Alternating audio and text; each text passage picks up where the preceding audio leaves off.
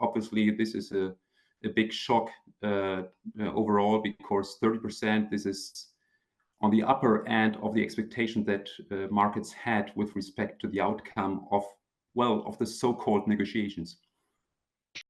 If you look at the trade issue in an isolated way, I would very much recommend to take a hard stance, because in my view, and this is also confirmed by economic models, the United States might even suffer more than the European Union from those tariffs which are implemented by or planned to be implemented by the European Union.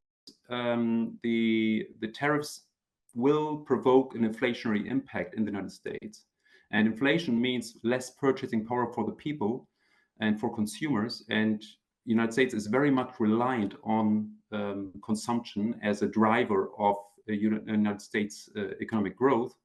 And by this way, it will take quite a significant hit the economy. And so there is some leverage here. And I think the hope is more that you put pressure on those companies, and those companies go to the White House and put pressure on those who are responsible there and say, okay, let's why don't you think this twice if it's really necessary to do this?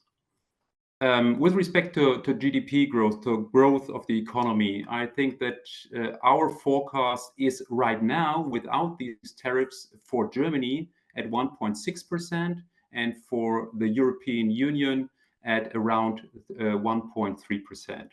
Now, if these tariffs came into place, then we would have to bring down this growth forecast to 1.3% for Germany for next year, for 2026. We're talking about 2026, and for the European Union to around 1%. So lower, not a catastrophe for the markets, but still quite significantly lower. Is that Germany is quite well positioned to face this external crisis, because they are in the process of implementing this huge infrastructure program of 500 billion euro. They are at the same time as other European countries as well, increasing their defense spending from 2 percentage points of GDP to 5 percentage points of GDP.